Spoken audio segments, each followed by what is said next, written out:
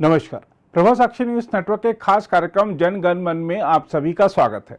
भारत के प्रथम प्रधानमंत्री पंडित जवाहरलाल नेहरू का सरकारी आवास रहे तीन मूर्ति भवन स्थित नेहरू स्मारक संग्रहालय और पुस्तकालय का नाम अब आधिकारिक तौर पर बदलकर प्रधानमंत्री संग्रहालय और पुस्तकालय सोसाइटी कर दिया गया है।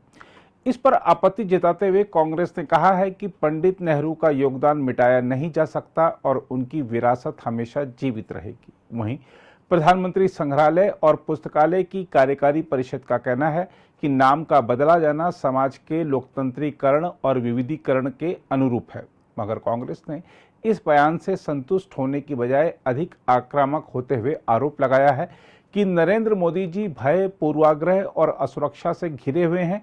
खासकर जब बात हमारे पहले और सबसे लंबे समय तक सेवा करने वाले प्रधानमंत्री की आती है, तब उनका एकमात्र एजेंडा नेहरू और नेहरूवादी विरासत को नकारना, विकृत करना, बदनाम करना और नष्ट करना है। कांग्रेस का आरोप है कि प्रधानमंत्री मोदी स्वतंत्रता आंदोलन में नेहरू के विशाल योगदान और भारत राष्ट्र राज्य की लोकतांत्रिक, धर्मनिरपेक्ष, वैज्ञानिक और उदार नींव के निर्माण में उनकी महान उपलब्धियों को कभी भी मिटा नहीं सकते। कांग्रेस का इस तरह भड़कना दर्शाता है कि यह पार्टी कभी एक परिवार की गुलामी की मानसिकता से बाहर नहीं निकल सकती। कांग्रेस को समझना होगा कि यह स्थान पहले सिर्फ एक व्यक्ति के नाम पर जाना जाता था, लेकिन जब से यहां देश के सभी प्रधानमंत्रियों को समर्पित संग्रहालय बना है, तब से यह आधुनिक भारतीय इतिहास की धरोहर बन गया है। एक की बजाय भारत के सभी प्रधानमंत्रियों के गुणों और उपलब्धियों से परिचित कराता यह स्थल भारत के मजबूत लोकतंत्र को भी दर्शाता है। राष्ट्रीय राजधानी दिल्ली में जिस तरह कुछ समय पहले तक सिर्फ नेहरू गांधी परिवार के नाम पर स्मारक बने हुए थे, वह देश विदेश की जनता को सिर्फ एक परिवार के योगदान से ही परिचित कराते थे, जबकि देश के लिए अन्य लोगों ने भी त्याग और बलिदान किए हैं। लाल बहादुर शास्त्री, मोरारजी देसाई, नरसिंह राव, एच.डी. देवेगौड़ा, इंद्र कुमार गुजराल, चंद्रशेखर, वीपी सिंह, अटल बिहारी वाजपेयी और डॉक्टर मनमोहन सिंह की उपलब्धियां क्या किसी से कम थीं?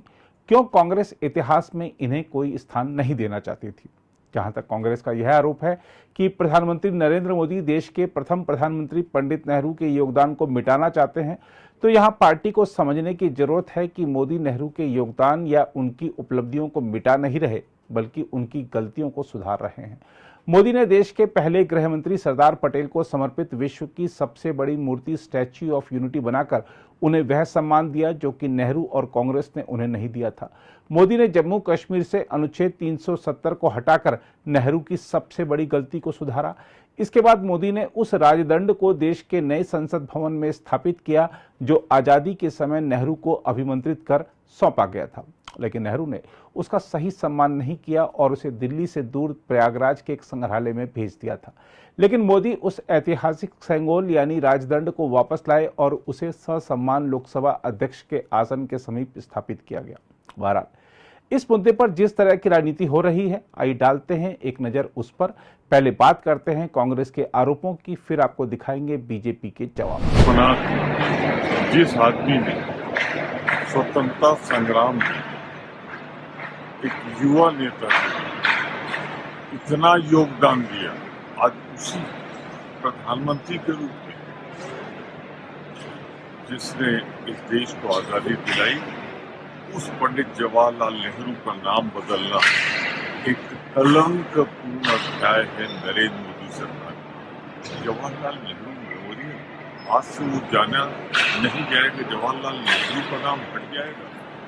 लाख कोशिश कर लो मोदी जी, आपकी सरकार कर ले, और जितनी लंबी लाइन वो खींच के गए हैं ना, उन्हें आपकी दया की जरूरत नहीं कर पाते, नहीं वो अजर हैं, अमर। देखिए, कांग्रेस ने जो भी इस देश में आम जनता को जो दर्द दिए हैं उसकी बड़ी लंबी फहरिस्त है। कांग्रेस चाहती है कि जैसे राजा का शासन राजतंत्र होता है, उस तरह से ये देश चले। आप अक्सर देखते होंगे इस देश में कि मैक्सिमम संस्थाएं कांग्रेस के नेता नहीं, केवल एक परिवार के नेताओं के नाम से, इंदिरा जी के नाम से, नेहरू जी के नाम से, राजीव जी के नाम से, अब तो सोनिया जी के नाम से भी कुछ स्टेट गवर्नमेंट में करने लगे। तो ये तो राजतंत्र नहीं है, ये लोकतंत्र है, जनता का शासन है, जनता का जनता के लिए, जनता के द्वारा। नेहरू जी पीएम थे और नेहरू जी के बाद भी बहुत लोग प्रधानमंत्री हुए हैं, बहुत अद्भुत काम किया है। तो अगर नेहरू म्यूजियम का नाम एन से पी हो गया, प्रधानमंत्री संग्रहालय हो गया, तो इसमें तो नेहरू जी भी समाहित हैं। हाँ, नेहरू जी के बाद लाल बहादुर शास्त्री जी का उनमें नहीं होना चाहिए जानकारी? क्या मोरारजी देसाई जी की जानकारी नहीं होनी चाहिए? क्या वहां पे अटल बिहारी वाजपेयी जी की जानकारी नहीं होनी चाहिए? क्या वहां राजीव गांधी जी की जानकारी नहीं होनी चाहिए? सबसे बड़ी बात है कि क्या वहां नरेंद्र मोदी जी अब प्रधानमंत्री बने, उनकी जानकारी नहीं होनी चाहिए? इस देश के जितने भी प्रधानमंत्री हुए हैं, उन सभी प्रधानमंत्रियों की जानकारी इस प्रधानमंत्री संग्रहालय करके वहां रखा गया है। यहां तक कि आप जाएंगे, किसी का मन करे मुझे नेहरू जी के साथ फोटो खिंचानी है तो डिजिटली आप खिंचवा सकते हैं, अटल जी के साथ खिंचवा सकते हैं, बीबी गिरी जी के साथ खिंचवा, जो भी प्रधानमंत्री रहे हैं उनके साथ आप फोटो खिंचवा सकते हैं। उसका नाम प्रधानमंत्री संग्रहालय है। सभी प्रधानमंत्रियों की पूरी इतिहास है, संविधान कैसे लिखा गया उसका इतिहास है, राजेंद्र प्रसाद जी का इतिहास, डॉक्टर भीमराव अंबेडकर जी का इतिहास, और इतनी बड़ी जो नरेंद्र मोदी जी की सोच है उस पर कांग्रेस का इस तरह का बयान, उनका वही जो एक परिवारवादी सोच है वही दिखाता है। मैं समझता हूं ये बहुत अच्छा कार्य हुआ है और ये बहुत पहले से हो गया था। नाम प्रधानमंत्री संग्रहालय के नाम से ही अब सब लोग जानते हैं, लेकिन अभी कागज में नाम बदला है, तो जब जब हवा आती है कभी कभी कांग्रेसियों को दर्द हो जाती है, और वो दर्द जो है वो राजतंत्रात्मक पद्धति का दर्द है। लोकतंत्र इनके जहन में जैसे ही आएगा ये प्रधानमंत्री संग्रहालय स्वीकार कर लेंगे। भारतीय जनता पार्टी सभी प्रधानमंत्रियों का सम्मान करती है। कांग्रेस की सोच है कि बस नेहरू जी का, इंदिरा जी का, राजीव जी का, इसके बाद किसी की बात न हो। ये देश ऐसा नहीं चाहता और कांग्रेस की इसी नीति ने उसको जनता की नजरों में गिराया है। मैं समझता हूं कि प्रधानमंत्री संग्रहालय में नेहरू जी से लेकर मोदी जी तक सारी जानकारियां हैं। नेहरू जी का भी सम्मान है और उनके बाद के सभी प्रधानमंत्रियों का भी सम्मान है।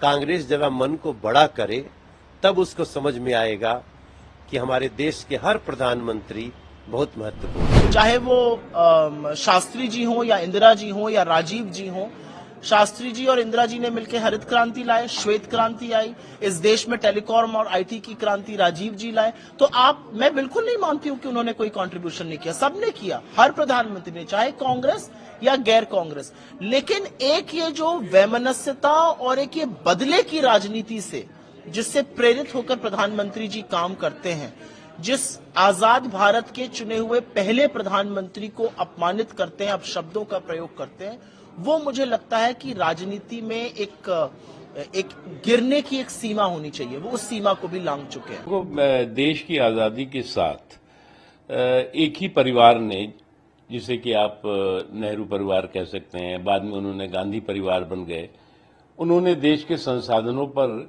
अपना जन्मसिद्ध अधिकार और कब्जा जमा लिया और कह दिया कि जितने भी देश के संसाधन हैं उस पर हमारा तो जन्मसिद्ध अधिकार है, पेटेंट हो गया है। अब आप देखिए ना, रेलवे हो, सड़क हो,